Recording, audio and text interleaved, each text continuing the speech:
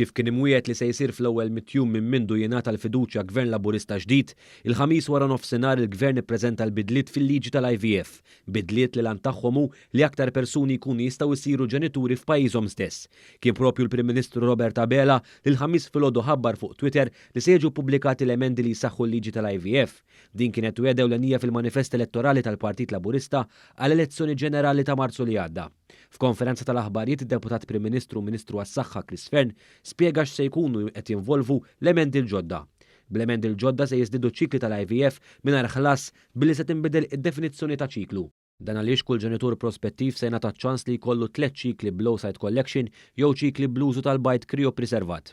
Dawk li diġà jkunu użaw 3 ċikli minn meta tgħaddi din il-liġi ħantuhom opportunità illi jagħmlu ċiklu ieħor minn ħlas. Ġifieri ħankunu qegħdin inżidu il-numru ta' ċikli mhux biss minn għad irid jagħmelhom, imma anke minn diġà għamel 3 ċikli tiegħu u allura nagħtu opportunità ta' ċiklu ieħor minn ħlas. Fern spjega wkoll emendi f'dawk li għandhom x'jaqsmu l-hekk imsejħa donazzjonijiet gemit, b'emendi l-ġodda donaturi jistgħu jkunu wkoll persuni relatati b'affinità.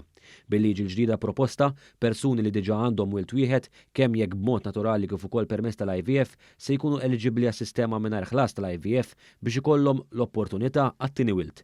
Fl-istess waqt l-età tal-ommijiet eliġibbli se titla' minn 42 sena sa jum qabel il-mara tagħlaq is-46 sena f'każ ta' oocyte retrieval. Embryo transfer jista' jsir sa jum qabel il-mara tagħlaq 49 sena. Se jiġu provdut ukoll qafas legali li jagħti l-opportunità li f'każijiet ta' ċertu kundizzjonijiet ġenetiċi serji jsir il-PGTM jew Pre-Implantation Genetic Testing for Monogenic Diseases. Dal-PGTM ifisser il-kundizzjonijiet bħalma huma gangliosidosis, bħalma huma Huntington's disease, Huntington's chorea, bħalma hija Finnish nephrotic syndrome u kundizzjonijiet oħrajn.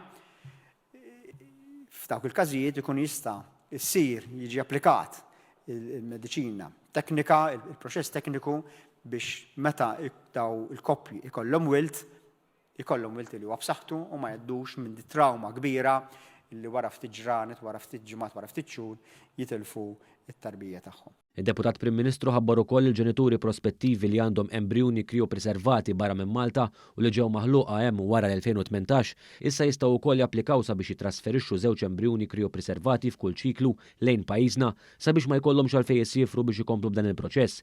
L-ispejjeż għat-trasferiment ta' massimu ta' 4 sperm vials ta' donaturi barranin u massimu ta' 6 oocytes ta' donaturi barranin kif ukoll żewġ embrjuni tal-ġenituri prospettivi minn pajjiżi barranin se jkunu koperti mis-servizz tas-saħħa pubblika.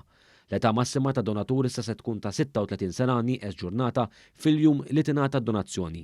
Intant fl-istess konferenza d-Deputat Prim Ministru ħabbar ukoll li kien hemm 55 applikazzjoni għal rifużjoni tal-ispiża tal-mediċina tal-IVF fil-forma totja lil dawk il-koppji kollha li mill-ewwel ta' Jannar ta' din is-sena kienu għaddejjin bil-proċess tal-IVF. Minħa tagħha s-Segretarju Parlamentari għall-Ugwaljanza u r-Riformi Rebecca Buttigieg stqarret is-sodisfazzjon tagħha għal dawn l-emendi li qed jiġu pubblikati, emendi li jagħmlu tajjeb għal wegħda tal-Partit Laburista fil-kampanja elettorali tal-aħħar elezzjoni ġenerali fejn wiegħed li se jressaq dawn l-emendi fi żmien mitjum. Dan huwa l-Gvern li se jżomm kelmtu u jwettaq il-mandat ċar tiegħu fuq dan is-suġġett. U fuq kollox dan huwa Gvern li huwa kredibbli. U din ir-riforma hija turija ċara tal-commitment li għandna biex dawk l-1000 proposta illi għamilna inbidluhom f'1000 kisba. Is-Segretarju Parlamentari Buttigieg qalet li ħerqana biex tara dawn l-emendi jiġu diskussi fil-Parlament fl-istadju tat-tieni qari.